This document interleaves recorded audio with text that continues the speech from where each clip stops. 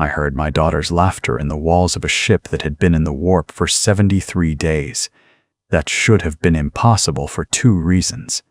First, the Unending Resolve was a Dictator-class cruiser with hull plating 3 meters thick, reinforced bulkheads, and sound dampening that could muffle a plasma discharge.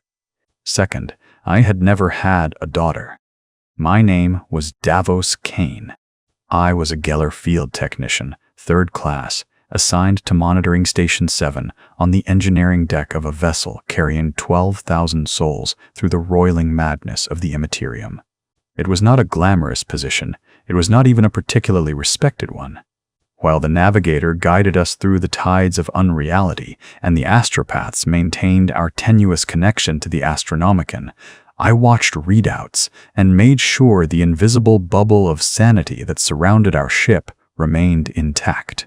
Before my assignment to the Unending Resolve, I had worked maintenance on a forge world, 12-hour shifts, 6 days a week, calibrating servitors and repairing conveyor systems that fed raw materials into furnaces the size of hive blocks. The work was tedious, the pay was adequate, and the future was a flat line stretching toward a retirement I would probably not live to see. When the administrative recruitment officer had arrived with requisition orders for technically trained personnel, I had volunteered immediately. The Imperium needed bodies for its ships. I needed to be anywhere other than that forge world, breathing air that didn't taste of soot and watching the same rust-colored sky for another 40 years. It seemed like a fair exchange. The training had been brief and clinical. 6 weeks of intensive instruction on Geller field theory, emergency protocols, and the importance of maintaining mental discipline during warp transit. The instructors were ex-Navy, most of them, with the hollow-eyed look of people who had seen things they could not unsee and could not discuss. They taught us the technical specifications of the systems we would monitor. They taught us the prayers we should recite if those systems failed. They did not teach us what to do when the prayers stopped working. Warp travel, they explained, was humanity's greatest achievement and its most dangerous necessity. The Geller field created a bubble of real space around the ship, a pocket of natural law that kept the impossible at bay. As long as the field held, we were safe. Protected. Insulated from the screaming chaos that existed outside the hull. The key phrase, I would later understand, was, "as long as the field held." Monitoring Station 7 was located deep in the engineering section, 3 decks below the main crew quarters and 4 bulkheads away from the port side plasma reactors. It was a small room, barely 3 meters square, with walls covered in readout screens and diagnostic equipment that hummed with constant activity. The air tasted of recycled oxygen and machine oil. The temperature was kept at exactly 18 degrees Celsius, cold enough to keep the equipment from overheating, warm enough to keep the technician from falling asleep during the long watches. I worked the 3rd shift, 200 hours, to 0600 hours ship time, 8 hours alone in that small room watching numbers scroll across screens and listening to the deep thrumming of the ship's systems. The routine was hypnotic. Check the field integrity readings every 15 minutes. Log any fluctuations greater than 0.3%. Run diagnostic cycles on the backup generators. Recite the litany of stable reality every hour, exactly on the hour, while pressing the sanctified seal against the primary monitoring console. The other technicians rotated through the other shifts. I rarely saw them. We communicated through log entries and the occasional note left on the station's data slate. Secondary harmonic generator showing minor variance. Recommend maintenance check within 72 hours. Coffee ration depleted. Requisition submitted. Emperor protects. 73 days into our journey from the forge world of Metallica to the war-torn systems of the Damocles Gulf, everything was functioning within acceptable parameters. The Geller field held steady at 99.7% integrity, well within safe operational limits. The ship moved through the warp like a knife through water, following currents that only the navigator could perceive. Our estimated arrival at the first waypoint was 12 days away, assuming no unexpected turbulence in the Imperium. I had settled into the rhythm of the work. The isolation didn't bother me. In fact, I preferred it. No supervisors looking over my shoulder, no fellow workers trying to make conversation about subjects that didn't interest me. Just me, the machines, and the comforting predictability of numbers that stayed where they belonged. That's when I heard it. A child's laugh. High and bright, like silver bells in the distance. It seemed to come from everywhere and nowhere. A sound that bypassed my ears and resonated directly in my skull.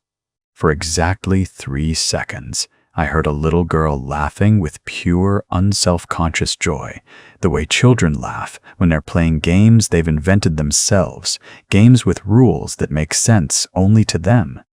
Then it was gone. I sat frozen at my console, one hand still holding the sanctified seal I'd been about to press against the monitoring screen for the hourly ritual.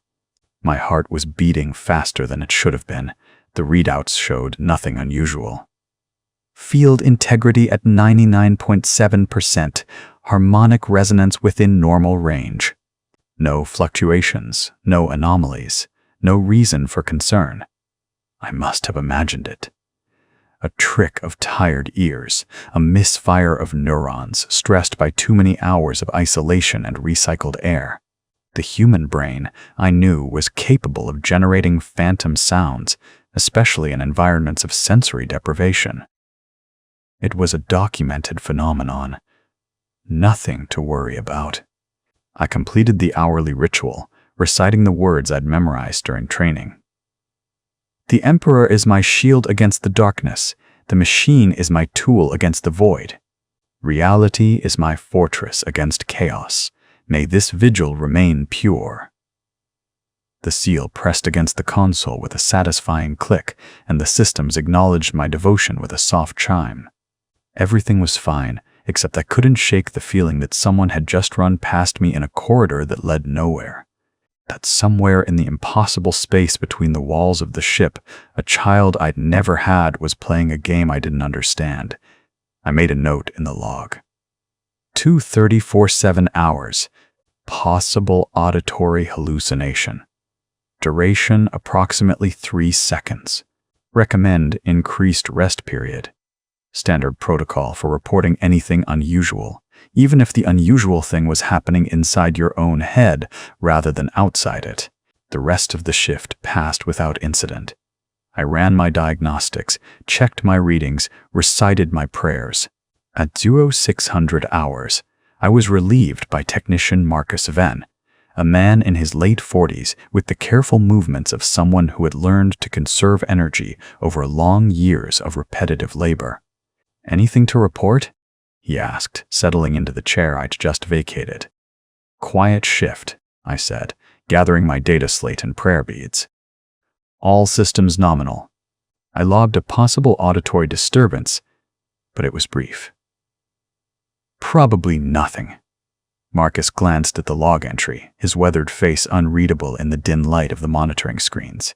73 days in the warp," he said quietly. "The mind starts playing tricks. You're not the first to hear things. Has it happened to you?" He was silent for a moment, his eyes focused on the readouts with the intensity of someone trying very hard not to think about something. "Everyone hears things, eventually," he said finally. "The important thing is not to listen. Do your job, follow the protocols, and don't think too hard about what might be on the other side of that field." It wasn't exactly reassuring, but it was honest. I appreciated that. The crew quarters were located 5 decks above the engineering section, accessible by a lift that rattled and groaned as it climbed through the ship's superstructure. The corridors were narrow, lined with pipes and cables that carried power and life support throughout the massive vessel. Occasionally, I would pass other crew members on their way to or from their duties, We would nod at each other, exchange brief greetings in low Gothic, and continue on our separate ways. The unending resolve carried 12,000 souls, but it might as well have been a ghost ship for all the human contact most of us had. The crew was divided into hundreds of separate functions, each isolated in their own section of the vessel, each focused on their own narrow set of responsibilities. The ratings who maintained the guns never spoke to the engineers who tended the plasma drives. The astropaths in their sanctum had no contact with the armsmen who patrolled the lower decks. We were all cells in a massive organism, each performing our function without any real understanding of how the whole body worked. My quarters were a small cabin I shared with 3 other technicians from different shifts, 2 bunks, a fold-down table, a single sanitation unit, and a small shrine to the Emperor mounted on the far wall. When I entered, the cabin was empty. My bunkmate, a woman named Kella Morse who worked the first shift, had left a half-eaten ration bar on the table and a note written on regulation parchment. "Strange dreams last night. Saw gardens. Shouldn't be possible. Don't worry about it. K." I stared at the note for a long moment. Gardens. On a ship in the warp. Gardens required soil, sunlight, water, all things that didn't exist here in this metal box hurtling through unreality. I folded the note carefully and placed it in my footlocker, then sat down on my bunk to remove my work boots. My hands were shaking slightly. I noticed this with a clinical detachment, as if observing someone else's tremor. Fatigue, I told myself, low blood sugar. Perfectly normal physiological responses to an 8-hour shift in a cold room with nothing but machines for company. I retrieved my daily ration from the small storage compartment beneath my bunk. Protein paste, vitamin-supplemented water, and a single square of compressed carbohydrate that the administratum insisted on calling bread. I ate mechanically, not tasting anything, my mind still replaying that impossible sound. A child's laughter. Why a child? Why laughter? If my brain was going to manufacture phantom sounds, why not something related to my environment? The hum of machinery, the distant clang of hull stress, the muffled voices of other crew members. Why would my subconscious conjure something so specific, so utterly disconnected from anything in my experience?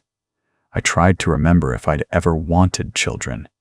Before the recruitment, before the voyage, back when my life had consisted of Forge world monotony and the vague assumption that someday I might meet someone, form some kind of partnership, perhaps produce offspring as was expected of productive imperial citizens. But it had always been an abstract concept, a someday that never quite arrived. I had no particular desire for children, no paternal instinct waiting to be awakened, no buried longing that might surface as auditory hallucinations during warp transit. So why did it sound so familiar? Why did that laugh feel like a memory rather than an invention? I forced myself to lie down, to close my eyes, to follow the prescribed rest protocols that were supposed to maintain mental health during extended warp voyages. Sleep came eventually, though not easily, and when it did, it brought dreams.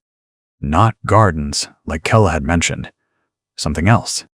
I dreamed I was walking through corridors I recognized but couldn't place. The walls were the same dull gray as the unending resolve, but they curved in ways that ship corridors didn't curve, bending back on themselves in impossible loops.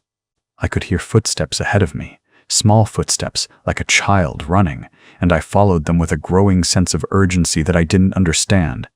The corridor opened into a room I'd never seen before.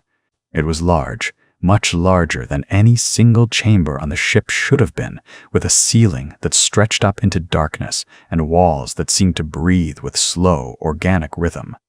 In the center of the room stood a figure.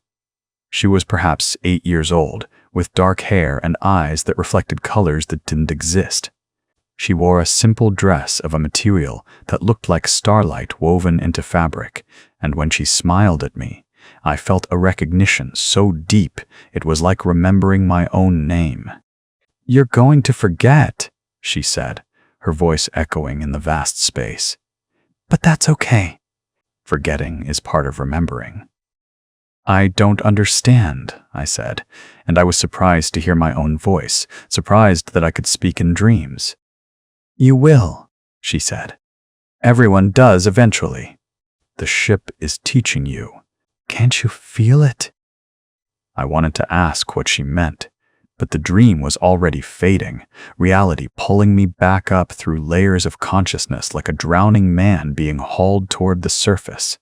I woke, gasping, sweat-soaked, despite the carefully controlled temperature of the cabin. The chronometer on the wall showed that I'd been asleep for 4 hours. 4 hours that felt like 4 minutes and 4 years simultaneously. My mouth was dry, tasting of copper and something sweet that shouldn't have been there. I sat up slowly, checking my surroundings with the systematic attention of someone who wasn't quite sure what was real anymore. The cabin was exactly as I'd left it. Kella's note still on the table. My work boots still on the floor beside the bunk. Everything normal, everything in its place. Except for the smell. Faint. Barely perceptible, but definitely present. The smell of flowers. Not the chemical approximation of floral scent that sometimes came from cleaning products or air fresheners, but real flowers. The organic perfume of living plants, complete with the slight undertone of soil and green growing things. There were no flowers on the unending resolve. There was no soil. There were no green growing things, except for the hydroponic gardens that supplied fresh vegetables to the officers' mess, and those were 12 decks away and sealed behind atmosphere-controlled bulkheads. I stood up and walked slowly around the cabin, trying to locate the source of the smell. It seemed to come from everywhere and nowhere, just like the laughter had. A scent that existed in the boundaries between real and unreal, between what was and what couldn't possibly be. The next shift couldn't come fast enough. I needed to be back at my station, surrounded by machines and readouts and the comforting predictability of numbers. I needed to be doing something, monitoring something, proving to myself that I was still capable of rational thought and professional duty. I dressed in my work coveralls, gathered my prayer beads and data slate, and made my way back to the engineering section hours before my shift was scheduled to begin. The corridors were quieter during this period, the between time when most of the crew was either sleeping or focused on their duties. I passed a rating carrying a crate of ammunition toward the gunnery decks. We nodded at each other, 2 cogs in a machine acknowledging each other's existence before returning to our separate functions. Monitoring Station 7 was occupied when I arrived. Marcus Venn was still at the console, his shift not yet complete, but he wasn't alone. 2 other people were crowded into the small space, and I recognized them both from the occasional briefings we all attended. "Ho!" Sister Mira of the Orders. Dialogus, one of the ship's spiritual counselors, responsible for maintaining crew morale and identifying signs of corruption or heresy. She was a small woman in her early 30s, with the severe features and burning eyes of someone whose faith was a physical force. Her robes were simple black, marked only with the small silver icon of the Adepta Sororitas at her collar. And Kella Morse, my bunkmate, the woman who had left the note about gardens. She looked different than I remembered. Paler, with shadows under her eyes that suggested she hadn't slept well despite her rest period being the opposite of mine. "Davos," Marcus said when he saw me in the doorway. "You're early." "Couldn't sleep," I said. "What's going on?" Sister Mira turned to look at me with those burning eyes, and I felt the weight of her attention like a physical thing. "We're discussing anomalies," she said, her voice carrying the slight accent of her homeworld, somewhere in the segmentum Pacificus. Technician, Morse reported unusual experiences during her rest period, as did Technician Venn. And, according to the log, so did you. I glanced at the monitoring station. The readouts still showed everything normal. Field integrity at 99.7%.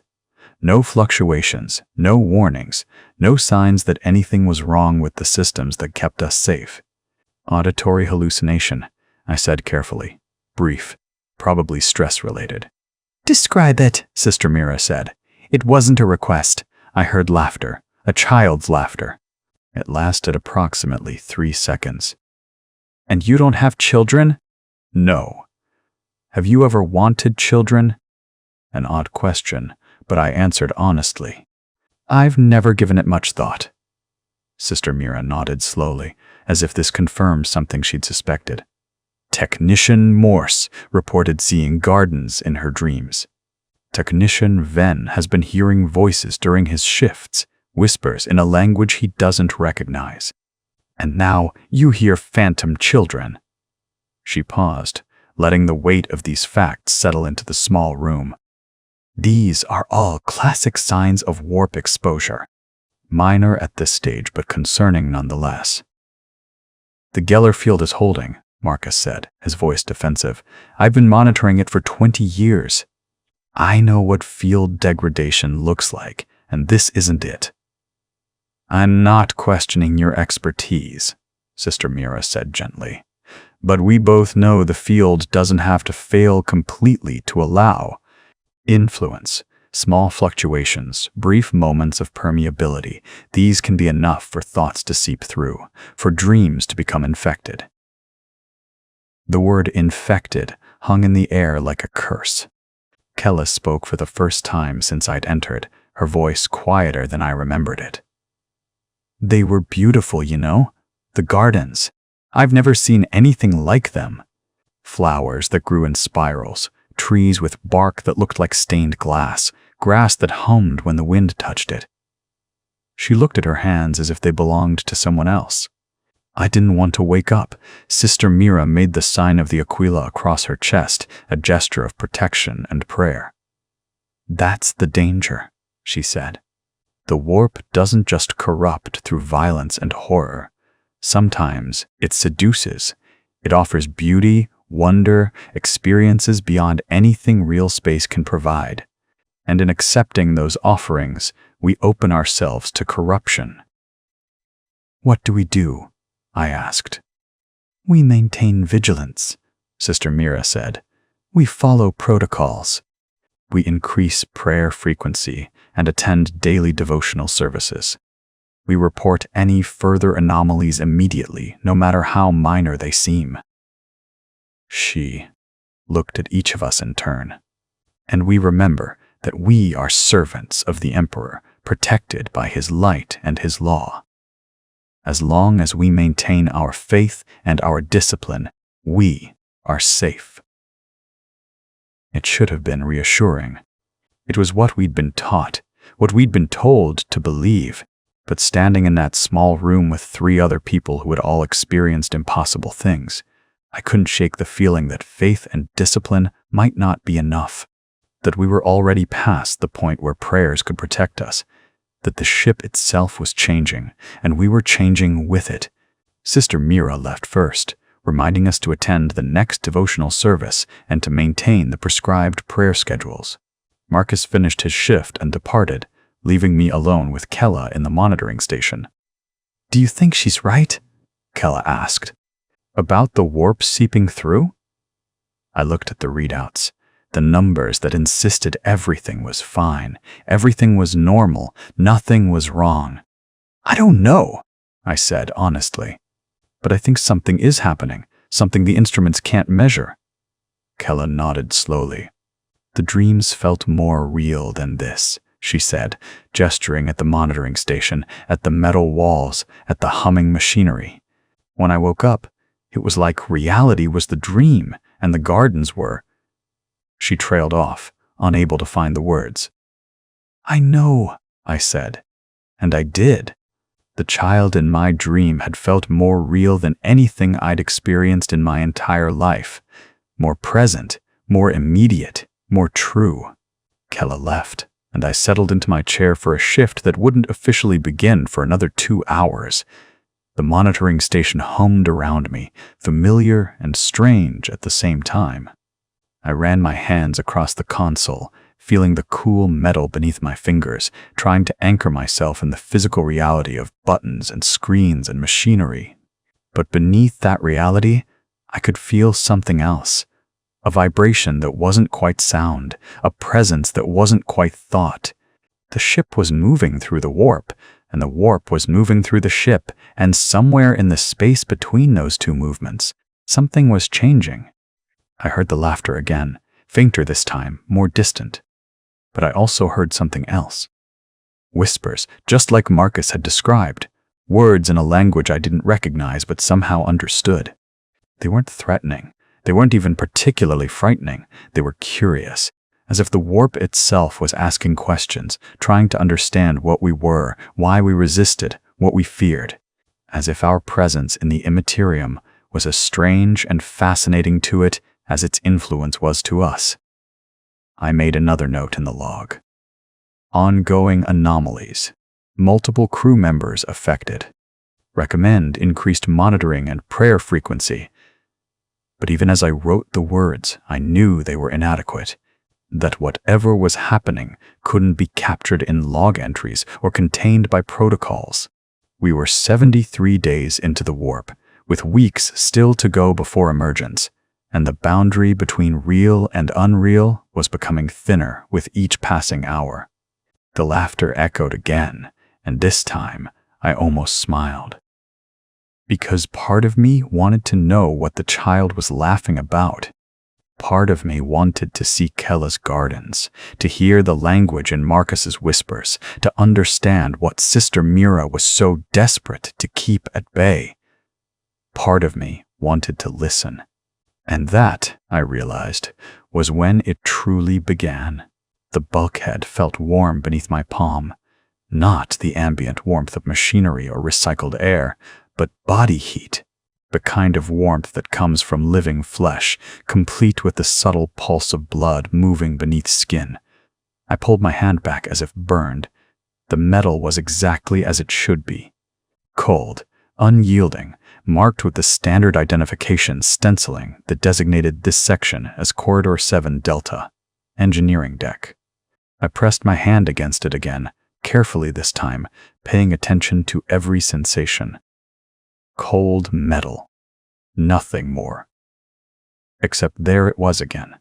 That impossible warmth, that phantom pulse, lasting just long enough for me to notice before fading back into ordinary reality. This was day 79 in the warp. 6 days since I'd first heard the laughter. 6 days since Sister Mira had told us to maintain vigilance and increase our prayers. 6 days of watching the monitors show perfect stability while my senses insisted otherwise. I had been trying to rationalize it. Sleep deprivation, I told myself. Stress. Induced hallucinations. The human brain was remarkably creative when subjected to prolonged isolation and sensory monotony. Every manual on warp travel mentioned the possibility of minor perceptual distortions. It was expected, normal even. The important thing was not to give these distortions, meaning not to build narratives around random neural misfires.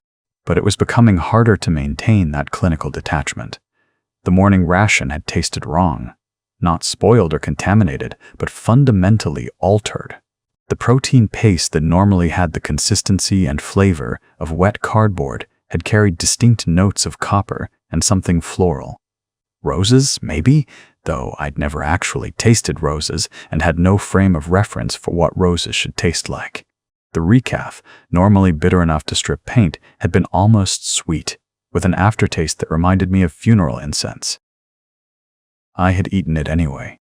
Waste was a sin on long voyages, and besides, the taste was probably psychosomatic. Another trick of a brain too long deprived of sensory variety. The devotional service that morning had been more crowded than usual. Sister Mira stood before the small shrine in the crew assembly hall, leading us through the standard prayers with an intensity that suggested she knew something she wasn't sharing. Her voice carried across the gathered crowd, perhaps 300 crew members from various sections of the ship, all of us reciting the familiar words. The Emperor is our shield. The machine is our fortress. Reality is our birthright. We reject the lies of chaos. We embrace the certainty of duty. May our minds remain clear, our hearts remain pure, our souls remain uncorrupted. I had noticed the additions. The standard prayers didn't normally include references to clear minds or uncorrupted souls. Sister Mira was adapting, adding layers of protection to liturgy that usually focused on duty and obedience. She had caught my eye during the service, held my gaze for a moment too long. Her expression had been unreadable, but I'd felt the weight of her attention, the assessment happening behind those burning eyes.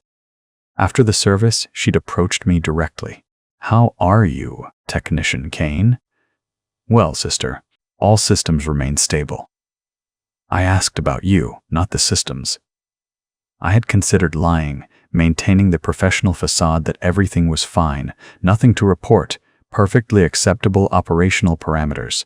But something in her expression had suggested she would know, that she'd already heard the truth from others and was simply giving me the opportunity to confess it myself. "I'm experiencing some perceptual anomalies," I admitted. "Minor. Nothing that interferes with my duties. Define minor. Tactile distortions. Occasional unusual tastes. Probably stress-related." Sister Mira had nodded slowly, as if checking off items on a mental list. "You're not the first to report such symptoms." The ship's sanctioned psycher has noted an increase in warp pressure over the past week. Nothing critical, but enough to cause what he calls atmospheric bleed. Small amounts of the Immaterium's influence seeping through minor fluctuations in the Geller field. "The field integrity readings show—" "I know what the readings show," she'd interrupted gently. "But our instruments can only measure what they were designed to measure. The warp is not entirely quantifiable. There are aspects of its influence that resist numerical analysis." She had handed me a small prayer scroll, wound tight and sealed with red wax, bearing the mark of the ecclesiarchy. "Recite this 3 times daily. Keep it on your person at all times. If the symptoms worsen, report immediately to the isolation ward." Isolation ward? We've established a medical observation area for crew members showing signs of significant warp exposure. Dr. Helson is monitoring several cases. It's purely precautionary, you understand. A way to ensure that if anyone does begin to experience more severe symptoms, they can be contained and treated before it spreads. The word contained had sent a chill through me that had nothing to do with the ship's temperature regulation. Now, walking the corridors toward monitoring Station 7 for my shift, I turned that word over in my mind. Contained. As if madness were contagious. As if proximity to someone experiencing warp influence could somehow infect others. But maybe it could. Maybe that's what was happening to all of us. Maybe Kella's dreams had somehow bled into my awareness, and my laughter had echoed into Marcus's whispers, and we were all becoming vectors for each other's delusions. The lift to the engineering deck was occupied when I arrived.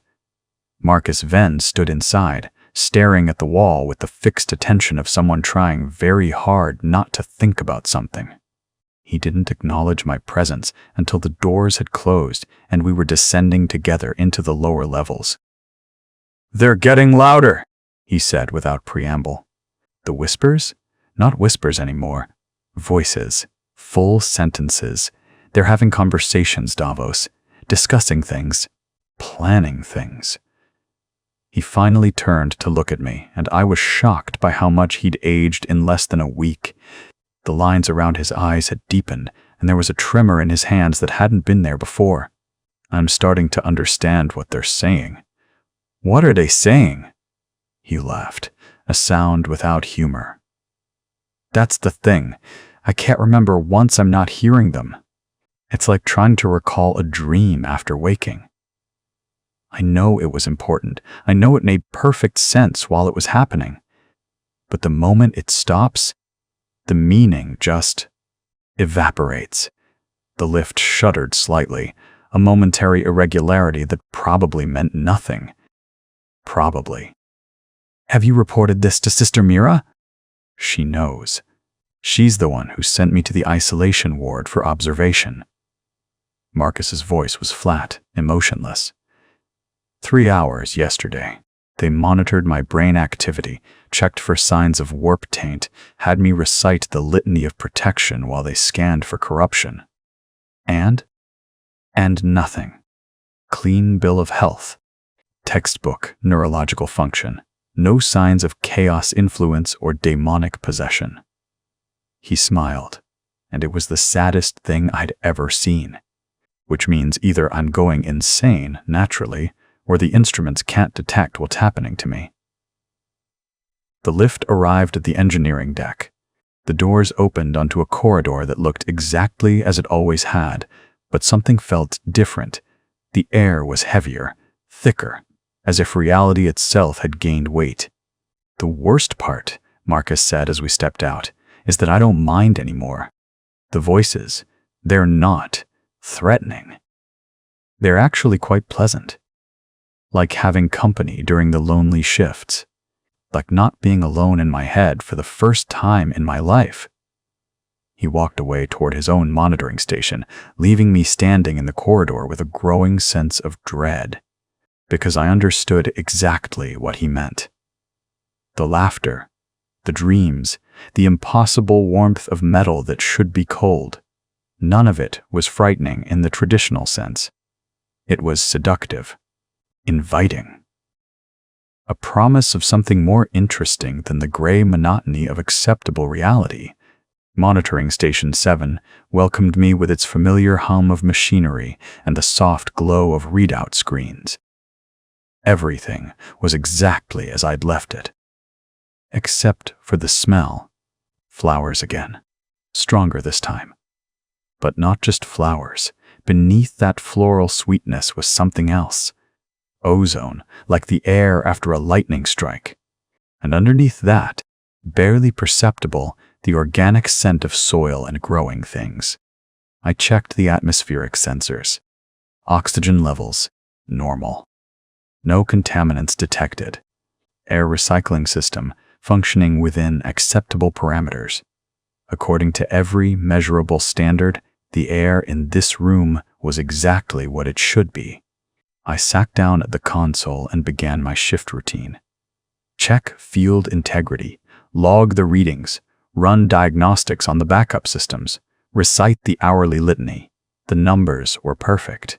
99.6% field integrity, harmonic resonance within standard deviation, power flow stable, temperature controlled, pressure regulated.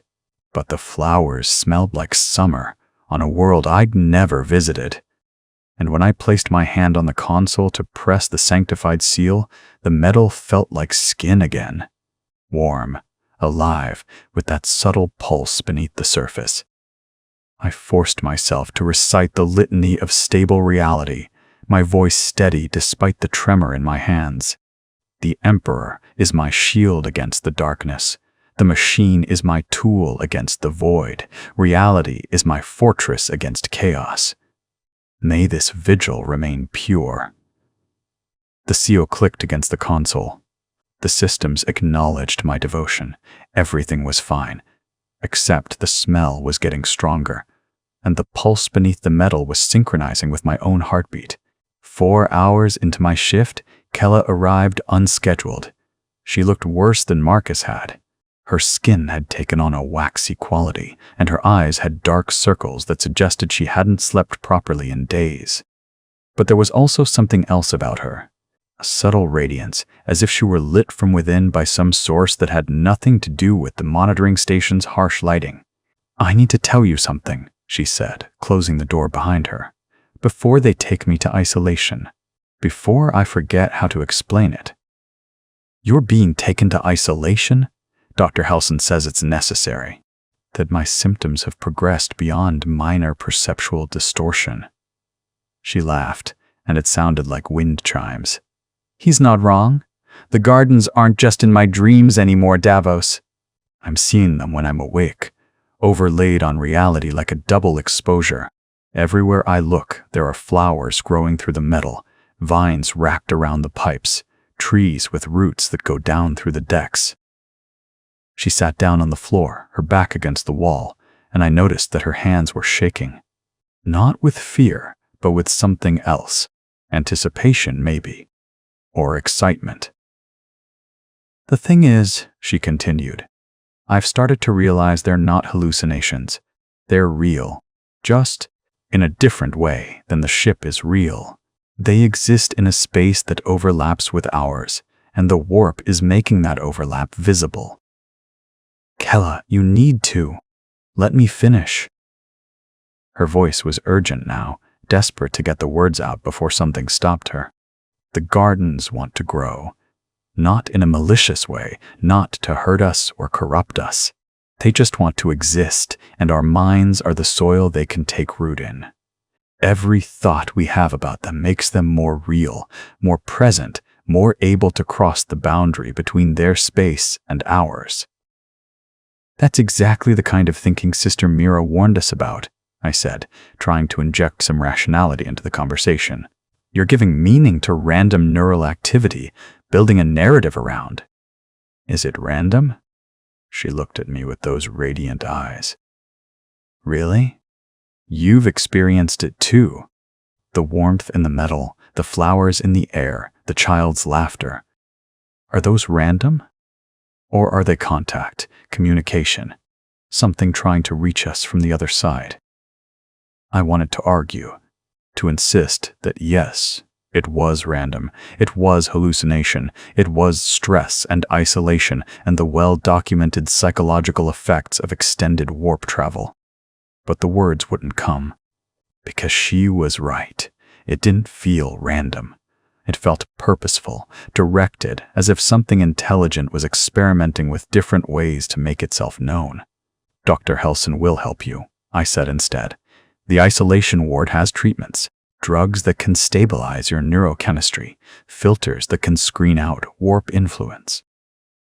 I don't want to be stabilized. Kella stood up, smoothing down her coveralls with hands that had stopped shaking. I want to see where this goes. I want to know what the gardens are trying to show me. But they won't let me. They'll drug me until I can't see anything but gray metal and numbers on screens. They'll cut me off from the most interesting thing that's ever happened to me. It's for your own safety. Is it? She moved toward the door, then paused with her hand on the handle. Or is it for the safety of everyone else? To make sure I don't contaminate them with the possibility that reality might be more flexible than we've been taught? She left before I could answer, and I was alone again with the humming machines and the smell of impossible flowers. The next 6 hours were the longest of my life. The sensory distortions were increasing in frequency and intensity. The console beneath my hands would alternate between cold metal and warm skin. The air would shift from the standard recycled atmosphere to something that tasted of copper and roses and funeral incense. The walls would pulse with that subtle rhythm, and I would find myself synchronizing my breathing to match it. But the worst part was the time. My chronometer said that 30 minutes had passed. The shift clock on the console said it had been 3 hours. My own sense of duration insisted that I'd been sitting here for either 5 minutes or 5 days. I couldn't tell which. I ran diagnostics on both timepieces. Both were functioning perfectly. Both showed different times. Both were, according to their internal systems, absolutely correct. Time was becoming negotiable. I made notes in the log, trying to maintain some record of what was happening, but my handwriting kept changing. Sometimes it was my normal, precise technical script. Sometimes it was loose and flowing, like a child's first attempts at letters. Sometimes it was symbols I didn't recognize but understood perfectly. When Marcus arrived to relieve me, I had no idea if I'd been on shift for 8 hours or 8 minutes. "You need to get some sleep," he said, looking at me with concern. "You look like you've been awake for days." "How long has it been?" I asked. "Since what?" "Since my shift started. What does your chronometer say?" He checked. "Says you started 12 hours ago. But that can't be right. Standard shift is 8 hours. The console says 6 hours. Mine says 10.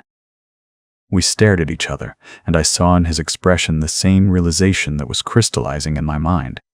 Time wasn't just distorted, it was fragmenting. Different parts of the ship were experiencing duration at different rates, as if the warp's temporal fluidity was bleeding through the Geller field like water through cracks. "I need to report this," I said. "To who? Sister Mira? Dr. Helson? The navigator?" Marcus laughed, but it sounded forced. "What are they going to do? They're probably experiencing the same thing. The whole ship is coming apart at the seams, and we're all pretending that following protocols will somehow fix it." I wanted to argue, but I was too tired, too disoriented, too aware that the floor beneath my feet felt less solid than it should, as if the deck plating were becoming permeable. I made my way to the crew quarters, passing 3 different chronometers along the way. They all showed different times. One insisted it was early morning. Another claimed late afternoon. The third displayed a date that was 3 days in the future. The cabin was empty when I arrived. Kella's bunk had been stripped, her belongings removed. A small notice on the door indicated she'd been transferred to medical observation. Indefinite duration. No visitors permitted. I lay down on my bunk and tried to sleep, but sleep wouldn't come. Every time I closed my eyes, I saw the gardens Kella had described. Vast and beautiful, filled with flowers that had no names and colors that didn't exist in real space. And walking among them, laughing, was the child from my dreams. She looked at me across the impossible distance between dreams and waking, and she smiled. "You're doing so well," she said, her voice clear despite the fact that I wasn't asleep. "Learning so fast. Soon you won't need the ship at all." "I don't understand," I said, either aloud or in my head. I couldn't tell. "You will?" she promised. "Everyone does eventually. Some fight it longer than others. Your friend Marcus is trying so hard to resist, but the voices are winning, and Kella has already surrendered. She's so happy now, in the gardens. You could join her. You could see what she sees." "I don't want to go insane." The child laughed, and it was the same laughter I'd heard in the walls. "That's such a strange word. Insane. As if there's a clear line between sane and not sane, between real and unreal. But there isn't, is there? There's just different ways of perceiving, different layers of reality, all existing at the same time."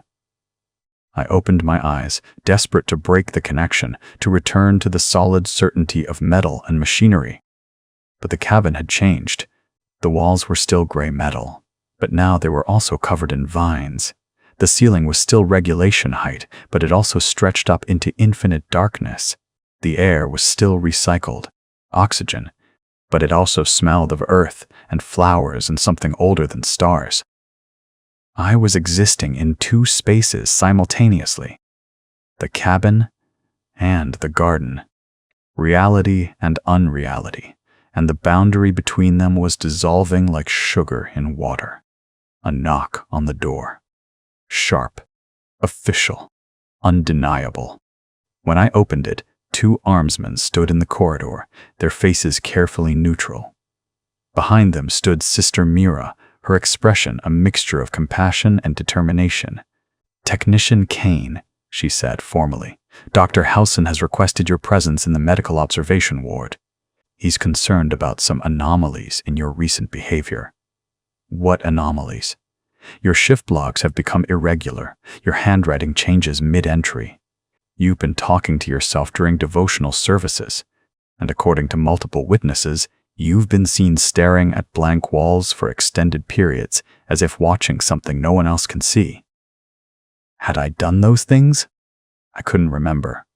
Time was so fragmented now, my sense of continuity so disrupted, that it was impossible to know what I'd actually experienced versus what I'd imagined. "This is for your safety," Sister Mira continued, "and the safety of the crew. We need to determine if you're experiencing simple stress-related hallucinations or something more serious." The armsman moved to either side of me, not threatening, but making it clear this wasn't a request. I could go willingly or be escorted, but I was going. As we walked through the corridors toward the medical deck, I noticed that reality was becoming increasingly unstable. The walls would shift between metal and something that looked like stone, grown over with moss. The lighting would flicker between harsh artificial illumination and soft natural light that seemed to come from everywhere and nowhere. And with each step, I could feel something inside me unwinding. Some fundamental tension that had been holding me together was releasing, letting go, allowing me to drift into spaces that existed between the fixed points of acceptable reality. The isolation ward was a series of small rooms, each sealed with reinforced doors and equipped with monitoring equipment that measured everything from brain activity to soul resonance. Dr. Helson was a thin man with the exhausted look of someone who hadn't slept properly in weeks. He greeted me with professional courtesy, but I could see the concern in his eyes. "Please sit," he said, gesturing to a medical examination table. "This won't take long. Just some basic scans, a few questions, standard protocol for anyone showing signs of warp exposure." The room was too white, too clean, too aggressively normal, as if the sheer force of sterility could drive back the creeping unreality that was seeping through every crack in the ship. As Dr. Helson attached monitoring nodes to my temples and chest, I caught a glimpse of the other isolation rooms through a small observation window. I saw Marcus in one, sitting perfectly still, his lips moving in conversation with people who weren't there. In another room, Kella was curled on the floor, her hands pressed against the metal, as if she could feel those garden roots growing beneath the ship. "How many?" I asked. "Excuse me? How many crew members are in isolation?" Dr. Helson paused in his work, and the silence was answer enough. 43 at last count," he finally said. "Spread across all sections of the ship, all shifts, all duty stations. Whatever is causing this, it's not localized." "It's the warp," I said. "The boundary is thinning. The Geller field integrity remains within acceptable parameters." "Then your parameters are wrong." He didn't argue. Instead, he activated the scanning equipment, and I felt the familiar tingle of medical augers reading my biological systems. The machines hummed and clicked, gathering data, measuring the quantifiable aspects of consciousness, and looking for signs of corruption. But I knew what they would find. Nothing. Because whatever was happening to us existed in a space between the measurable and the ineffable, between the real and the more than real. I was placed in an isolation room, told to rest, to pray, to maintain focus on the Emperor's light and the solid certainty of my faith. The door was sealed, the monitoring equipment activated, and I was alone with nothing but white walls and the smell of flowers that shouldn't exist. Time lost all meaning in that room. Hours became minutes, became days, became seconds. I would close my eyes for what felt like moments and discover that according to the chronometer, 6 hours had passed. I would sit for what felt like an eternity and find that only 3 minutes had elapsed. The child visited me, not in dreams, but in the waking hours.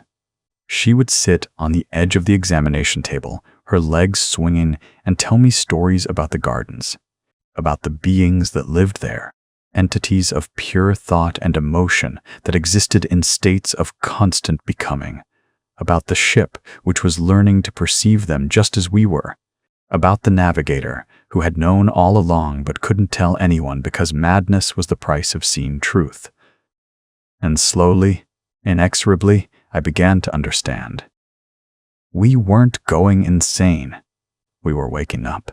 The corridor outside the isolation ward had grown a door that didn't exist on any schematic. I noticed it during what the chronometer insisted was my third day in observation, though my body's circadian rhythms suggested it had been either 12 hours or 3 weeks. The door was unremarkable in most ways. Standard Imperial Navy construction, gray metal with the usual identification stenciling. Except the designation read Corridor 9 Theta, and the unending resolve only had 8 decks in the engineering section. Dr. Helson had released me that morning, or perhaps that afternoon, his monitoring equipment having found nothing quantifiably wrong with my neurological function. "Stay vigilant," he'd said, his hands trembling slightly as he removed the monitoring nodes. "Report any escalation of symptoms. Continue the prayer regimen." But I'd seen it in his eyes. The same thing I'd seen in Sister Mira's burning gaze, in Marcus's hollow stare, in the faces of every crew member I passed in the corridors. We all knew the prayers weren't working. We were maintaining the rituals because the alternative, admitting that our protocols were meaningless, was too terrifying to contemplate. I stood before the impossible door, one hand raised to touch it, and felt that familiar warmth beneath my palm. The metal pulsed like living tissue, and I could swear I heard breathing on the other side. Not human breathing, exactly. Something slower, deeper, as if the ship itself had developed lungs. "You shouldn't open that." I turned to find Sister Mira behind me, her robes disheveled in a way I'd never seen before. Her hair, normally pulled back in a severe bun, had partially escaped its restraints. There were dark circles under her eyes, and her hands clutched her prayer beads so tightly her knuckles had gone white. "This door doesn't exist," I said. "I know. There are 17 of them now. 18, counting this one. They appear and disappear on a schedule we haven't been able to predict. Some lead to real locations on the ship. Others—" She trailed off, staring at the door with something between fear and fascination. "Others lead to places that shouldn't be possible. Have you gone through one?" "Yes." The word was barely a whisper. 3 days ago. Or maybe it was yesterday. Time has become unreliable. She pressed her prayer beads to her lips, reciting something under her breath before continuing. "It was a chapel, beautiful, more beautiful than anything in real space. The light came from everywhere and nowhere, and the walls were covered in frescoes that moved, that told stories, that showed me the Emperor's truth in ways I'd never understood before." "That doesn't sound terrible." Her laugh was sharp, brittle. "It wasn't. That's what makes it terrible. Because I wanted to stay there. I wanted to abandon my duties, my faith, my entire understanding of reality, just to remain in that impossible chapel and bask in that light." She looked at me with eyes that had seen too much.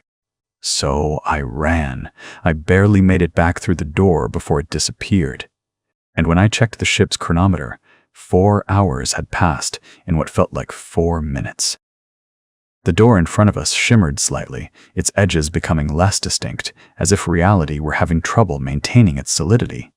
"The ship is changing," Sister Mira said. "Transforming. Becoming something between a vessel and a place. A location that exists partially in the warp and partially in real space. The Geller field hasn't failed. It's adapted. It's permeable now, allowing exchange between the two states of being." "How long has this been happening?" "We're not sure. The navigator admits he's been noticing irregularities for weeks. Small fluctuations that he attributed to unusually turbulent warp currents. But now he believes it started much earlier. Perhaps from the moment we entered the Imperium. The ship has been slowly synchronizing with the warp, and we didn't notice because the changes were so gradual." A sound echoed from behind the impossible door. Not breathing anymore, but something else. Music, perhaps, or voices singing in harmonies that human throats couldn't produce. Marcus is dead, Sister Mira said abruptly, changing the subject with the jarring suddenness of someone whose thoughts were no longer following linear paths. Or he died. Or he will die. The tense is complicated. My stomach dropped. What happened? He opened one of the doors. The one in Section 4, Gamma, near the plasma reactor housings. It led to a corridor that curved in ways corridors shouldn't curve, that looped back on itself in impossible geometries. He walked into it. Several crew members saw him enter. But when we sent a search party after him, the door led to a normal maintenance shaft. No impossible geometry.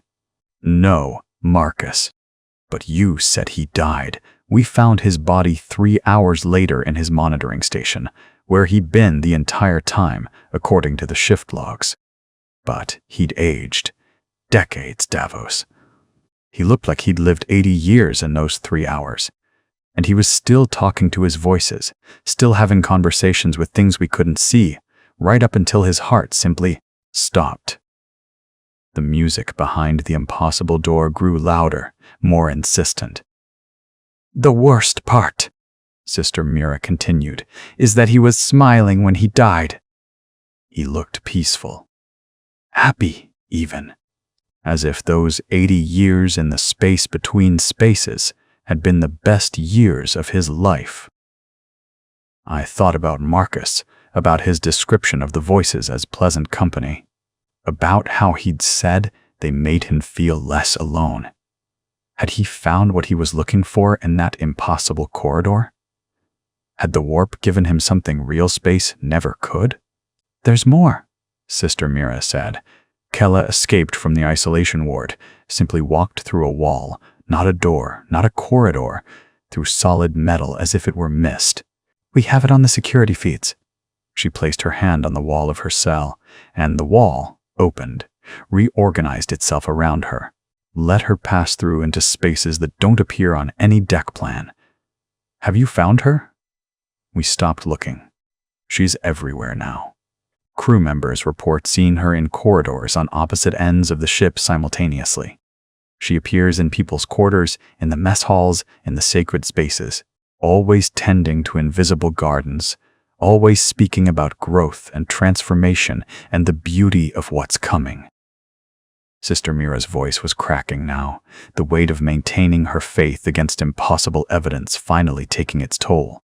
She's happier than I've ever seen anyone, radiant, as if she's discovered some fundamental truth that the rest of us are too blind to perceive, and She stopped, swallowing hard. I envy her. Emperor, forgive me, but I envy her certainty. The door in front of us solidified suddenly, becoming more real, more present. The handle turned on its own, and it began to swing open, revealing not a corridor but a space that hurt to look at. Angles that connected in ways angles shouldn't connect. Distances that were simultaneously too far and too close. Light that was also darkness, color that was also sound. Sister Mira made the sign of the Aquila and fled, her prayer beads clicking as she ran. I stood there for a long moment, staring into the impossible space, feeling its invitation like a physical pull. Then I turned and walked away, though part of me screamed to enter, to see what lay beyond the threshold of acceptable reality. Behind me, the door closed with a sound like a sigh. My monitoring station had changed. The readouts still showed the same information. Geller field integrity, harmonic resonance, power flow, but now there were additional displays I didn't remember seeing before. New instruments measuring things I didn't have names for, wavelengths that didn't exist in standard imperial physics, dimensional coordinates with too many axes, reality density measurements that fluctuated wildly with each passing second, and the field integrity reading, the number I'd been checking every 15 minutes for months, had acquired a footnote in fine Gothic script, Measurement may no longer reflect actual state of protection. Consult with navigator for qualitative assessment. I sat down at the console and tried to begin my shift routine, but the familiar patterns felt hollow now. What was the point of logging numbers that admitted their own irrelevance? What was the purpose of reciting prayers that we all knew weren't working? The smell of flowers was permanent now. I'd stopped noticing it consciously, the way you stop noticing the hum of machinery after enough exposure. But when I paid attention, I could identify distinct species. Roses, yes, but also something that smelled like jasmine, another that might have been orchids, and dozens more that had no equivalent in any botany database. The metal beneath my hands pulsed with steady rhythm, and I found myself synchronizing my breathing to match. It was oddly comforting, as if the ship and I were sharing something, communicating through a language older than words. "You're adjusting well." I looked up to find a man standing in the doorway. He was perhaps 40, with dark hair and eyes that reflected colors that shouldn't exist in normal light. He wore the uniform of a junior officer, but I didn't recognize him, and I'd memorized the faces of everyone who regularly passed through the engineering section. "I don't know you," I said. "No, you wouldn't. I've been dead for 6 years. He smiled, and it was a kind smile, without malice or cruelty. My name was Lieutenant Marcus Throne. I served on the Unending Resolve during the Orpheus campaign. We took heavy fire passing through the Maelstrom. Hull breach in Section 7 Beta. I was caught on the wrong side of the blast doors." He walked into the monitoring station, his footsteps making no sound, and I noticed that I could see through him slightly. Not transparent exactly, but as if he existed at a slightly different frequency than the rest of reality. "Why are you here?" I asked, surprised by how calm I felt. A week ago, seeing a ghost would have sent me running to Sister Mira. Now, it seemed almost reasonable. Just another symptom of the ship's transformation, another layer of reality bleeding through. "Because the ship remembers me," Marcus said. "It remembers everyone who's ever served aboard it, everyone who's ever died in its corridors, everyone who's ever left an impression on its structure. The warp is making those memories visible, tangible. The dead are becoming part of the living ship. That's impossible. So are doors that lead nowhere. So is time that moves at different speeds. So are flowers growing in vacuum." He leaned against the wall, or gave the impression of leaning, though I wasn't sure he was actually touching anything. Impossible is losing its meaning. Everything is becoming possible. The question is whether you'll resist it or accept it. A sound from the corridor. Footsteps. And they were real footsteps, solid and present. Marcus flickered like a failing light and disappeared just as Captain Roth entered the monitoring station. The captain was a woman in her 50s, gray-haired and severe, with the bearing of someone who'd commanded vessels through a dozen campaigns. But now her uniform was rumpled, her eyes bloodshot, and there was a tremor in her hands that spoke of either exhaustion or terror. "Technician Kane," she said, her voice carrying the forced authority of someone clinging to rank as a lifeline. "I need your assessment of the Geller field status." I gestured to the readouts. "According to the instruments. I can read instruments. I need your assessment. What you've observed, what you've experienced. The truth, not the numbers we tell ourselves." I hesitated, weighing the danger of honesty against the clear desperation in her expression. "The field is functioning," I said carefully, "but not as it was designed to function. It's become permeable, allowing exchange between real space and the warp. The ship is existing partially in both states simultaneously." Captain Roth nodded, as if this confirmed something she already knew. "The navigator says, we're caught in a phenomenon he's never encountered before. A warp eddy that's neither dangerous nor safe, but something else entirely. The ship is being transformed, and we're being transformed with it. Can we escape?" Emergency translation back to real space? We tried. 17 hours ago. She laughed, and there was an edge of hysteria in it. Or maybe it was 3 days ago. Time has become negotiable. The navigator attempted an emergency exit from the warp, followed every protocol, aligned every system. And we emerged into real space for exactly 47 seconds before being pulled back in. As if the warp won't let us go, as if we'd become interesting to it. She sat down on the floor of the monitoring station, her back against the wall, and I saw that her hands were bleeding. Not from wounds, but from stigmata blood weeping from the centers of her palms without any visible injury. "It started this morning," she said, noticing my stare. "Or yesterday." Blood just appearing on my skin. Dr. Helson says it's psychosomatic, a stress response manifesting as physical symptoms. But I think it's something else.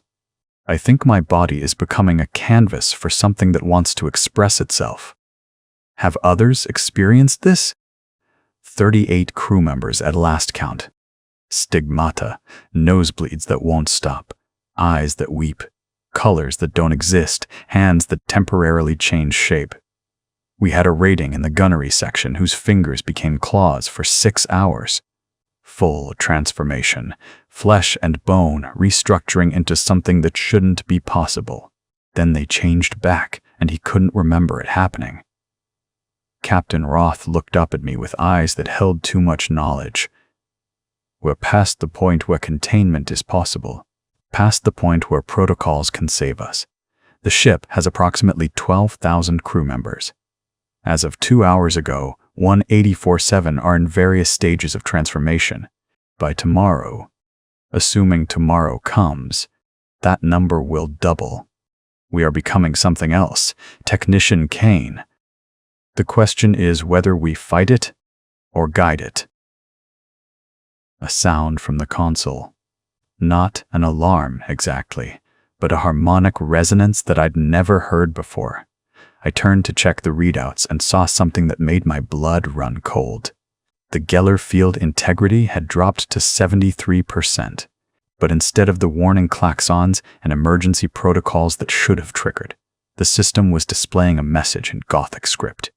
Field operating within new parameters. Reality exchange functioning optimally. No intervention required. "It's adapting," I said. "The ship's machine spirit is adapting to the warp exposure, treating it not as a threat, but as a new operating environment." Captain Roth stood up, wiping the blood from her palms onto her uniform in a gesture of tired acceptance. "We've initiated lockdown protocols for the affected sections, sealed bulkheads, isolated ventilation systems, armed the security teams. But it's not stopping the spread. People are transforming in sealed rooms, appearing in locked corridors, passing through solid walls like your friend Kella." "What about the navigator? Can he navigate us through this?" "The navigator." Captain Roth's expression became distant. "The navigator has been screaming for 6 hours. Not in pain, he insists, but in what he calls transcendent understanding. He sees everything now, he says. Every possible path through the warp, every potential timeline, every version of the ship that might exist. He's trying to choose which reality we should inhabit, but there are too many options, and he can't stop looking at all of them simultaneously." She moved toward the door, then paused. "I'm issuing a general order to all crew. Maintain your stations. Continue your duties. Do not open doors that shouldn't exist. Do not follow voices that sound familiar. Do not accept gifts from the spaces between spaces. And if you encounter crew members who have obviously transformed, do not engage. Report their location and seal the area. Will anyone follow those orders? Probably not. But giving orders is what captains do, even when the ship is becoming something beyond their comprehension." She touched the wall as she left, and I saw her expression soften slightly, as if she too could feel the pulse beneath the metal, the rhythm that said the ship was becoming alive. I was alone again, or as alone as anyone could be in a space where the walls remembered the dead and the air carried conversations from other times and places. My shift continued, though the concept of shift was becoming increasingly abstract. I monitored systems that were rewriting their own parameters. I logged events that contradicted each other temporally. I recited prayers that felt like they were being heard by something, though whether that something was the Emperor or the ship itself, I couldn't say. And throughout it all, I watched reality continue to fray. A rating walked past my station, going about his duties, and I recognized him as someone who had died in the mess hall 3 days ago when he'd simply stopped existing mid-sentence. But here he was, solid and present, carrying a tool case and humming a hymn. When I called out to him, he turned and smiled, and I saw that his eyes were windows into somewhere else, showing landscapes that hurt to perceive. An engineering team passed through my corridor, but they were walking on the walls and ceiling as if gravity had become directional rather than absolute. They were having a normal conversation about maintenance schedules, apparently unaware that their orientation violated physics. I saw Kella twice. Once tending to a garden that grew in the middle of a corridor, roots penetrating deck plating that should have been impenetrable. She waved at me cheerfully and offered me a flower that bloomed in colors I had no names for. I declined, and she shrugged, placing the flower in her hair where it continued to grow, extending vines that wrapped around her neck like jewelry. The second time, she was having a conversation with empty air, but I could feel the presence of whatever she was talking to. Something vast and curious, examining her the way a naturalist might examine a fascinating insect. She seemed perfectly comfortable with it, discussing philosophy and growth and the nature of transformation as if speaking with an old friend. My hands began to change during what the console insisted was hour 6 of my shift. Nothing dramatic at first, just a slight elongation of the fingers, a subtle sharpening of the nails. But then the bones themselves began to restructure, becoming more articulated, capable of movements human joints couldn't achieve. I watched in fascinated horror as my left hand briefly became something between human and avian, with fingers that could bend backward and nails that had hardened into something like talons. The transformation lasted perhaps 30 seconds, though my sense of duration was so disrupted I couldn't be certain. Then my hand snapped back to its normal configuration with a sound like cracking ice, and I was left staring at perfectly ordinary fingers that showed no sign of what had just occurred. Except they moved differently now, more fluidly, as if they remembered what they'd briefly become and were incorporating that potential into their baseline reality. I looked at the monitoring console, at the numbers that no longer meant what they once meant, at the Gothic script messages that suggested the ship was making choices about what kind of reality it wanted to maintain. And I made a decision. I stopped logging the anomalies, stopped reporting the impossible, stopped trying to maintain the fiction that protocols and prayers could return us to a state of normal operation. Instead, I watched. I observed. I tried to understand what the ship was becoming, what we were all becoming, and whether there was any meaningful difference between the two. Because Marcus had been right about one thing. The voices weren't threatening, the transformations weren't cruel, the ship wasn't trying to hurt us, it was trying to show us something. Teach us something. Transform us into something capable of perceiving realities we'd been trained to reject as impossible. And the truly terrifying part was that I was beginning to want to learn. The child appeared again during what might have been the end of my shift, sitting cross-legged on the console in a space too small for a physical body. "You're doing so well," she said, exactly as she had before. "Almost ready now. Soon you'll understand why the ship chose this path, why it's bringing you all to the threshold." "What threshold?" I asked. She smiled with infinite patience. The one between human and more than human, between limited and unlimited, between knowing only what you can touch and understanding that touch itself is just one way of perceiving. She reached out with a hand that passed through my chest without resistance, and I felt her touch something inside me that had no physical location. You're all so beautiful when you're transforming, like butterflies emerging from cocoons, except you don't realize yet that you were always meant to fly. Are we dying? You're becoming. It looks like dying from the outside, from the perspective of people who think there's only one way to be alive. But from the inside, from where you're standing now, you can feel it, can't you? The expansion, the possibility, the opening up of space inside your mind that you didn't know was there. I wanted to deny it, wanted to insist that I was still Davos Kane, Gellar field technician, ordinary man with ordinary perceptions and ordinary limitations. But she was right.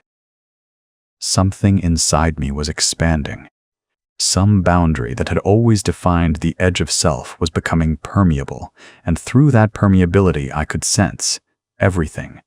The ship as a living entity, the crew as individual cells in a collective consciousness, the warp as an ocean of pure potential, the past and future as simultaneous states existing in eternal present, and somewhere at the center of it all, something vast and curious watching us with attention that felt like love. "What is it?" I whispered. The child looked at me with eyes that held galaxies. It's what happens when consciousness stops fighting and starts flowing, when reality stops being prison and starts being canvas, when the warp and real space finally learn to dance together instead of trying to destroy each other. She faded, leaving me alone in the monitoring station with systems that were no longer monitoring anything I could put into words. And for the first time since hearing that impossible laughter, I felt something I hadn't expected to feel. Peace. I forgot my name on day 94, or perhaps day 03, or possibly day 87.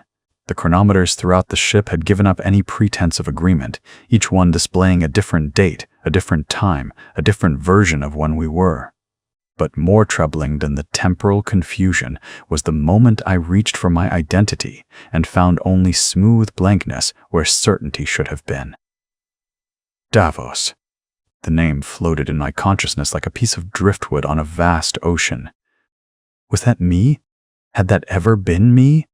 Or was it simply a convenient label attached to this particular configuration of matter and memory, no more intrinsic to my being than the serial number on a piece of equipment? I stood before the monitoring console in what I still thought of as my station, though the concept of possession was becoming increasingly abstract. My hands moved across the controls with practiced efficiency, but I couldn't quite remember learning these movements.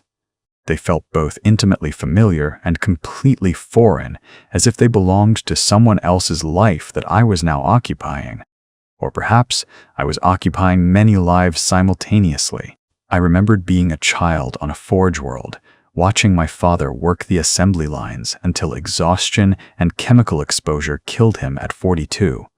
That was definitely a memory that belonged to Davos Kane.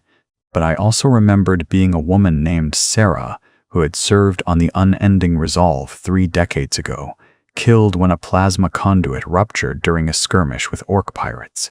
I remembered her fear as the superheated gas filled her lungs, her regret at never having told someone named Marcus that she loved him.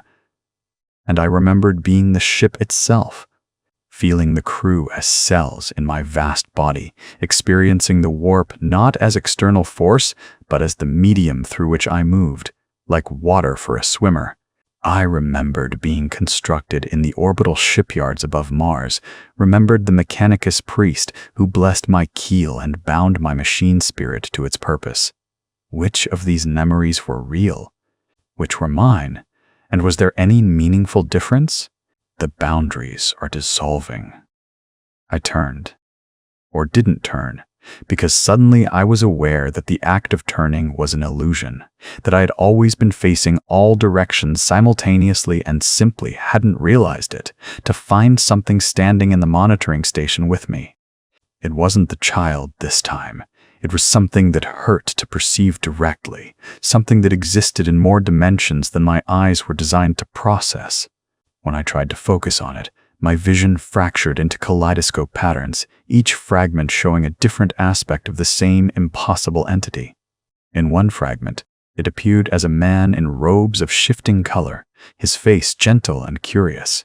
In another, it was a geometric shape that breathed and thought and spoke through mathematics.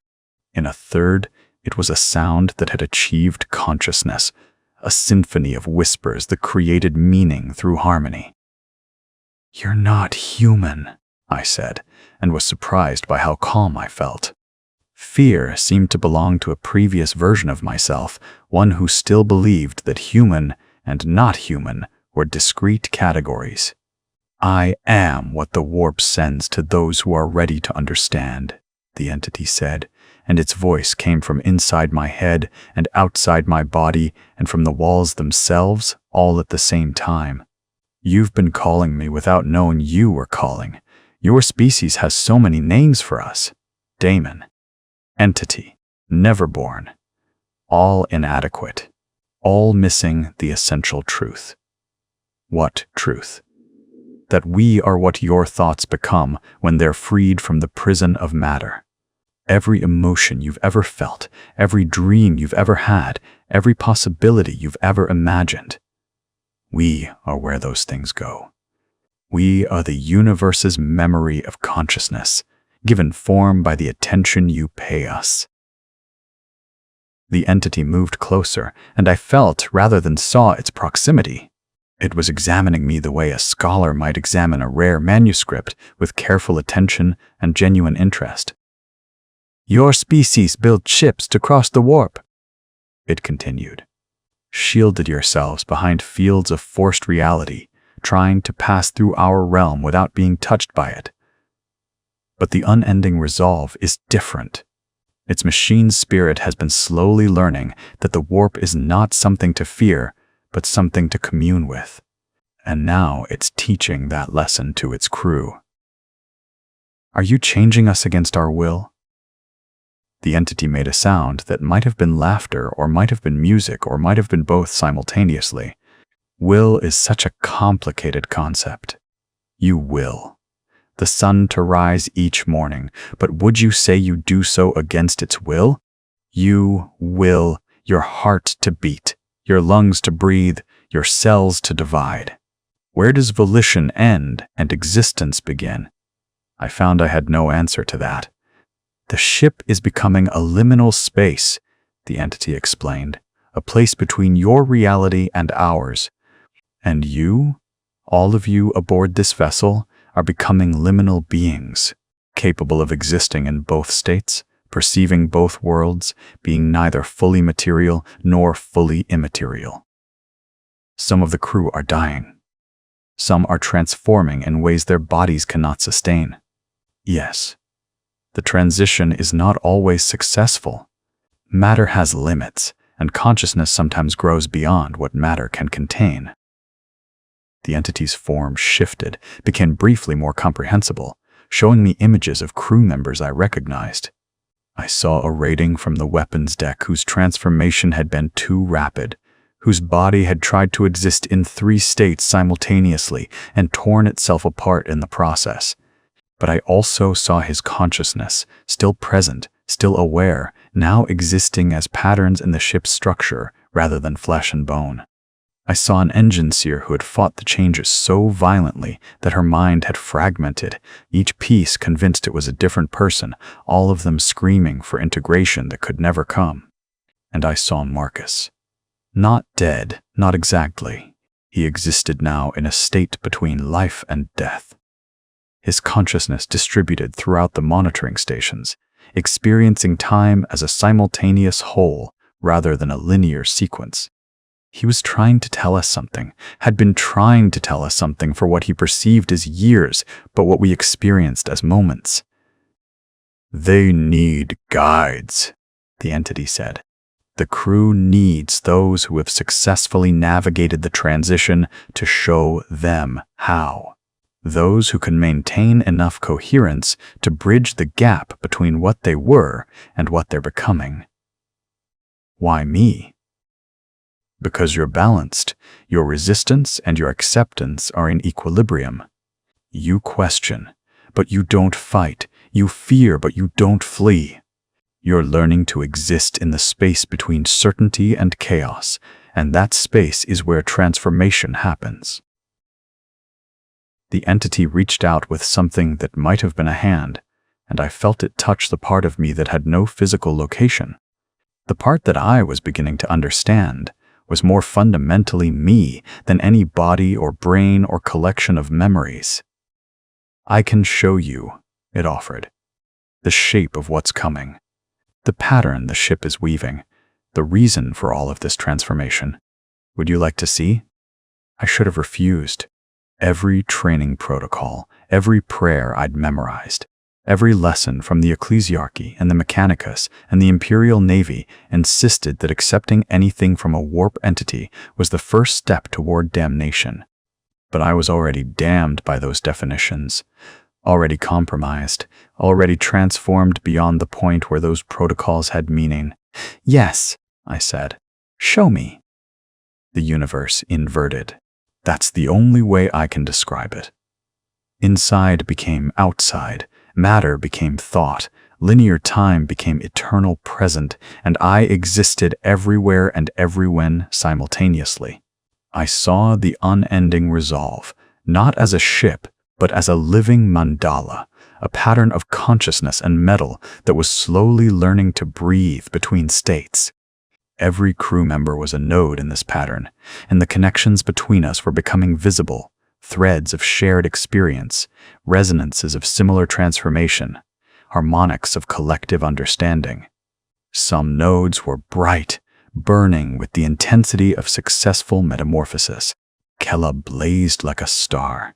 Her consciousness expanded so far beyond her original parameters that she could experience the ship as a garden, reality as something to be cultivated and tended. She was singing, I realized, a song without sound that shaped the space around her, making corridors bloom with impossible flowers and metal soften into something alive.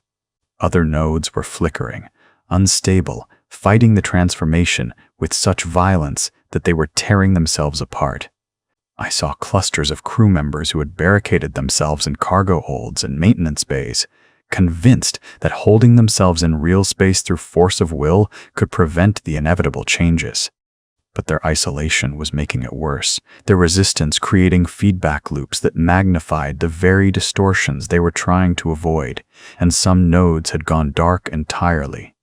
Not dead, but transformed so completely that they no longer registered as individual consciousnesses. They'd merged with the ship, with each other, with the warp itself, becoming something collective and distributed and entirely new. This is what the ship has been building toward, the entity explained. And now I understood that it wasn't singular, it was many entities speaking in chorus, a collective consciousness that had been drawn to the unending resolve by the uniqueness of its transformation. Your species is so resistant to change, so determined to maintain rigid boundaries between self and other, human and alien, matter and energy. But this ship has found a different path. I saw the pattern extending beyond the unending resolve, reaching out to other vessels traveling the warp, to stations orbiting in real space, to worlds both loyal and lost. The transformation wasn't isolated to our ship. It was spreading, slowly but inexorably, a new way of being that was learning to propagate itself. We're becoming a virus, I said, and felt a complex mixture of horror and fascination.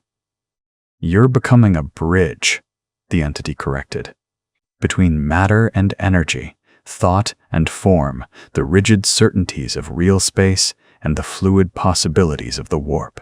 Your species has spent millennia trying to keep these realms separate, but separation was never sustainable. They need each other. They complete each other. The vision shifted, showing me alternate timelines, different versions of what could happen to the unending Resolve and its crew. In one timeline, the transformation completed successfully, and the ship emerged from the warp as something unprecedented. A vessel that could exist partially in both realms, crewed by beings who were neither fully human nor fully warp. Entities, but something beautifully between. They would serve the Imperium with perfect efficiency, but also with genuine compassion, having learned that rigid doctrine created more suffering than it prevented. In another timeline, the Resistance succeeded, and the crew fought the transformation with such desperation that they destroyed the ship rather than allow it to change. Thousands died, and the lesson the ship had been trying to teach was lost, forcing other vessels to learn the same truth through equally painful transformations.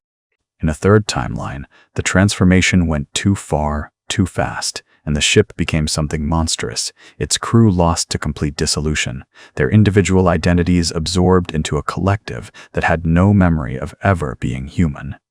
They emerged from the warp as servants of chaos, bringing corruption rather than enlightenment.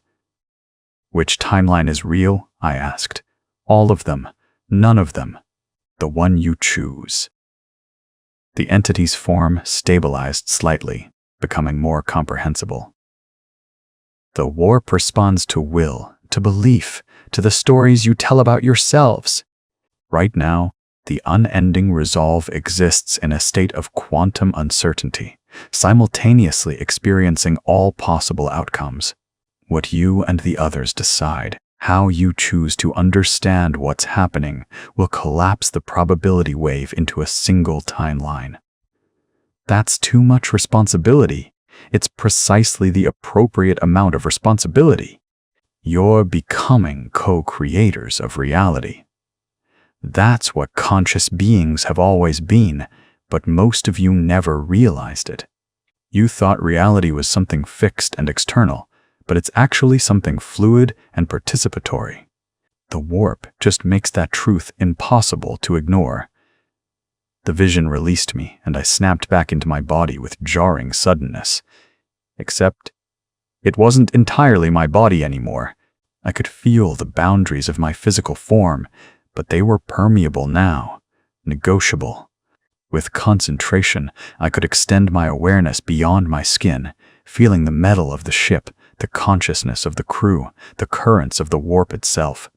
The entity was still there, but now I could see it more clearly, not as a single being, but as a collective of watchers, curious observers who had been drawn to our transformation, the way humans might be drawn to watch a butterfly emerge from its chrysalis. You have a choice, it said. Fight to maintain what you were, or embrace what you're becoming. Neither path is wrong, but they lead to very different destinations. What happens if I fight? You'll experience the transformation as suffering, as violation, as loss of everything you value. You'll cling to memories of who you were, and those memories will become weights dragging you down into dissolution. Some of your crew have chosen this path. They're drowning in nostalgia for a self that no longer fits the reality they're experiencing. And if I embrace it, you'll experience the transformation as expansion, as liberation, as the discovery of capacities you didn't know you had.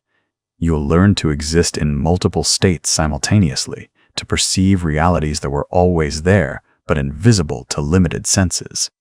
You'll become more than you were, but different than you imagined. The choice seemed simultaneously impossible and already made. Because what was fighting really? Just prolonged suffering before inevitable transformation. And what was embracing?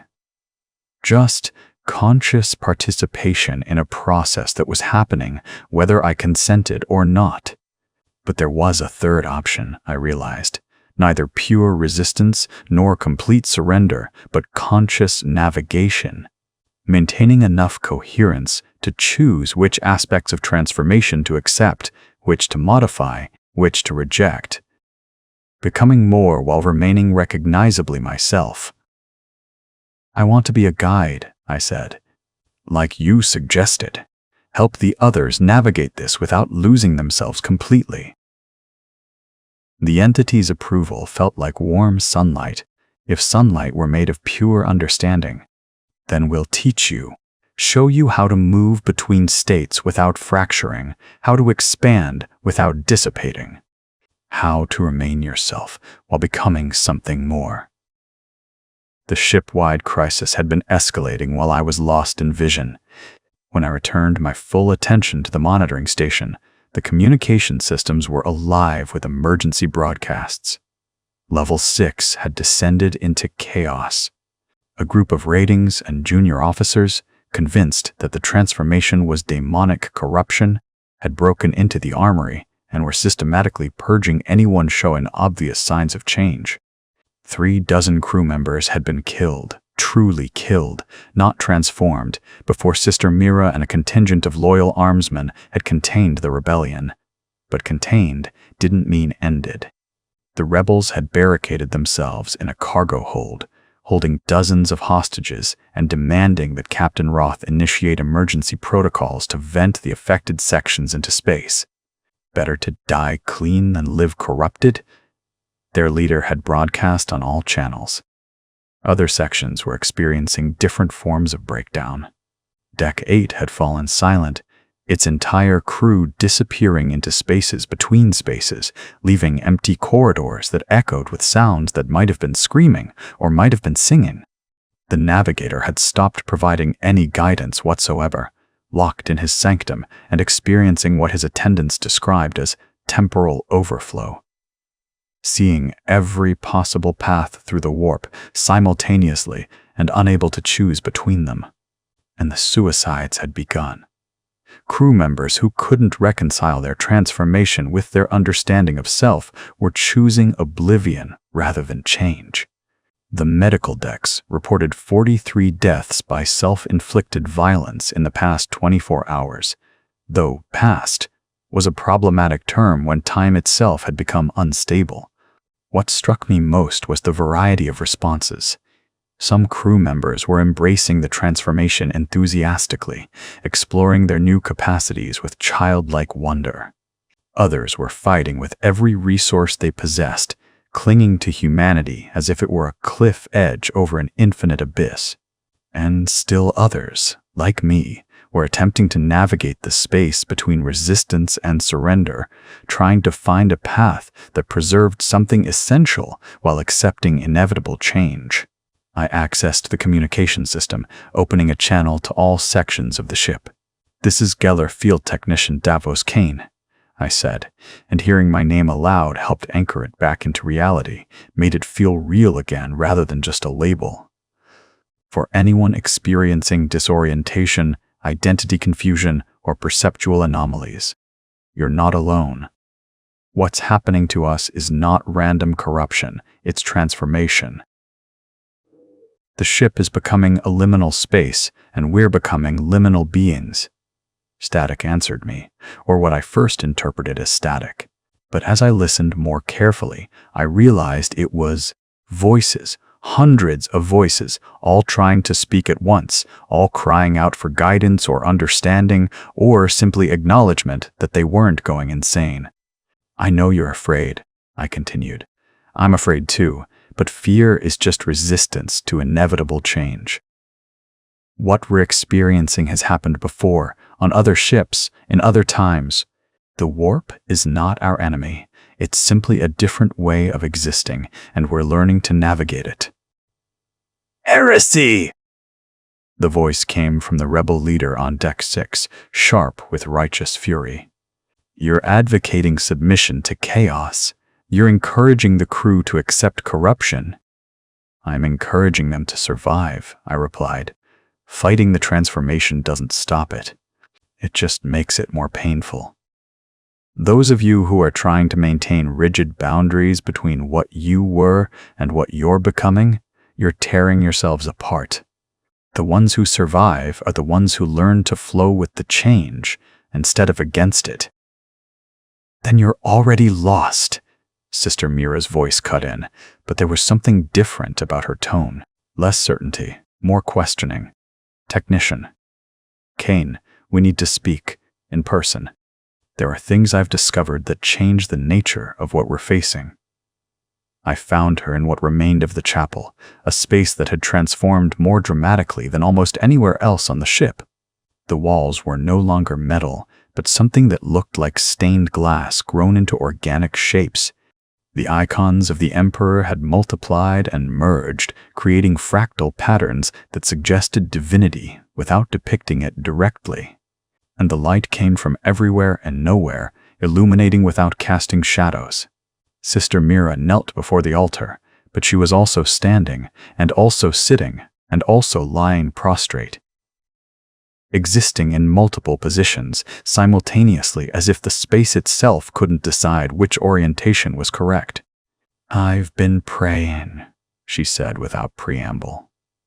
Constantly, desperately begging the Emperor for guidance or protection, or at least clarity about what's happening to us. And I finally received an answer. "What did he say?" She laughed, and it was the sound of something breaking and being reforged simultaneously. Nothing. Silence. Complete and absolute silence, which is itself an answer, isn't it? If the Emperor can hear our prayers across the galaxy, if his light can guide the Astronomicon through the warp, then his silence now is significant. Maybe he's allowing this, I suggested carefully. Maybe the transformation isn't heresy but evolution. Maybe this is how humanity adapts to a universe where the warp and real space are entangled. Or maybe he's testing us, seeing who maintains faith through impossible trials. Sister Mira stood, or resolved into a standing position, her multiple states collapsing into a single configuration. But I've realized something. Faith doesn't require certainty. It doesn't require understanding. It just requires commitment to moving forward, to serving something larger than yourself, even when you can't see the path. She looked at me with eyes that had seen too much and somehow survived. "I'm going to help you. Guide the crew through this transformation. Not because I approve of it or understand it, but because leaving them to suffer alone is a greater sin than accepting that reality is more complicated than our doctrines suggest." It was the closest thing to acceptance I'd heard from her, and I felt something in my chest loosen, some tension I hadn't realized I was carrying. Together, we would try to navigate the impossible. Try to guide the crew toward versions of transformation that preserved something essential while accepting inevitable change. Try to find a middle path between the rebels who would rather die than change and those who had surrendered so completely they'd lost all coherence. It wouldn't work for everyone. Some were already too far gone, too fragmented, or too dissolved. Others would choose death over change, would fight until their bodies or minds simply stopped functioning.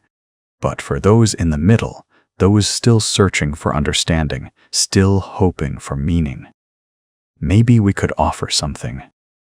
Not salvation, not in any traditional sense, but guidance through the abyss. Companionship in the darkness. A voice saying you're not alone, you're not insane, what's happening to you has purpose, even if that purpose is unclear. The ship lurched, and I felt it through my expanded awareness. Not a physical movement, but a shift in ontological state, as if the unending resolve had just made a decision about what kind of reality it wanted to inhabit. The transformation was accelerating, the choice was crystallizing. And somewhere in the space between human and more than human, I made my choice. I would guide. I would bridge. I would be the translator between what we were and what we were becoming.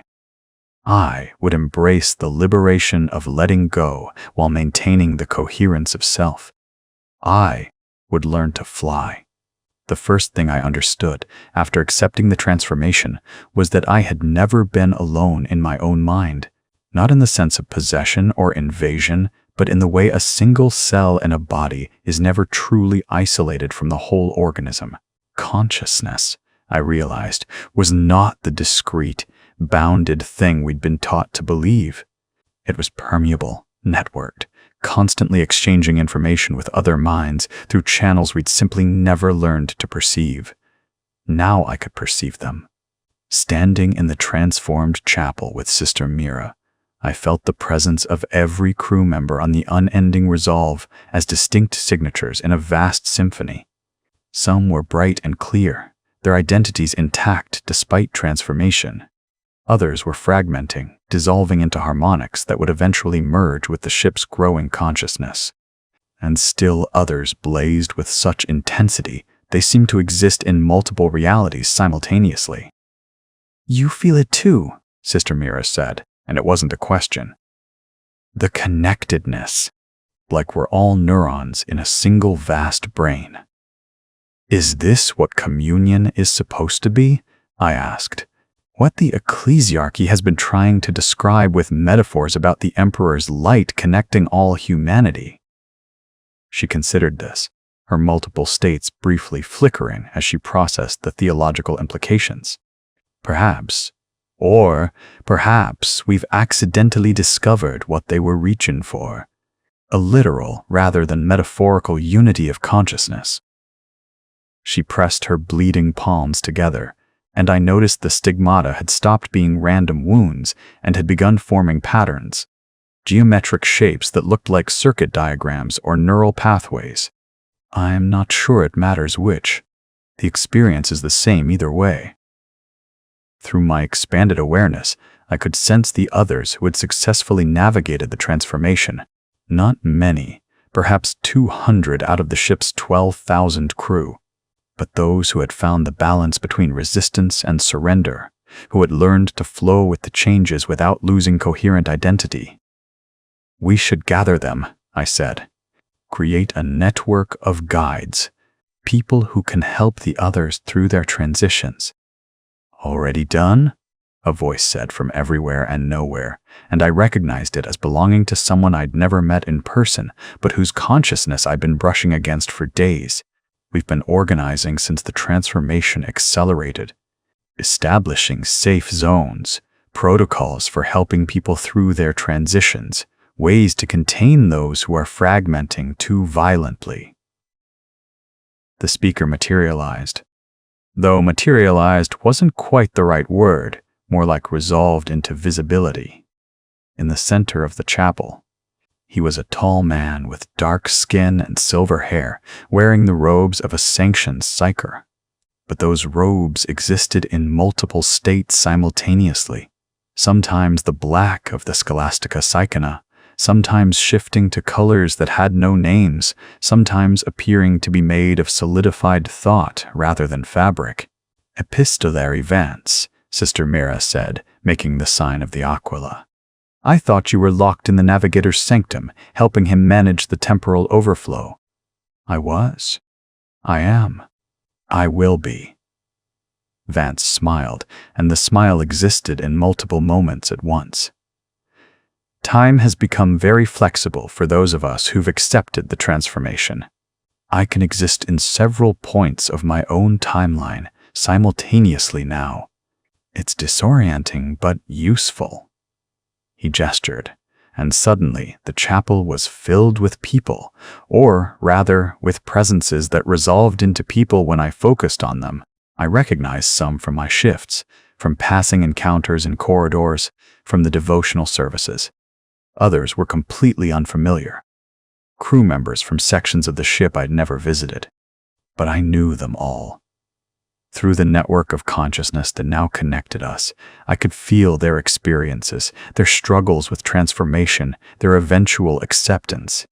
We were becoming something collective without losing our individual identities. A community of minds that remained distinct while sharing common space. "We call ourselves the Threshold," Vance explained. "Those who exist between states, neither fully human nor fully warp entities, but something that can navigate both realms with conscious choice." Kella was there, though her form was almost unrecognizable. She existed as a woman-shaped space filled with growing things, her body a garden that bloomed and withered and bloomed again in rapid cycles. Vines grew from her hair, flowers opened and closed with her breathing, and her eyes were the green of chlorophyll and new growth. But when she spoke, her voice was still recognizably Kella's.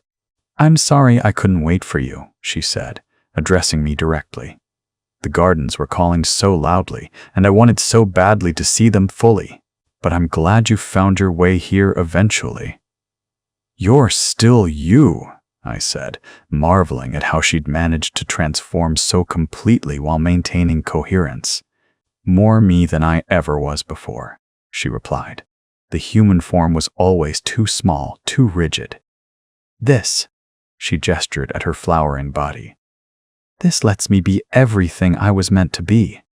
All the growth and change and becoming that I had to suppress to fit into acceptable parameters." I saw others who had undergone equally dramatic transformations.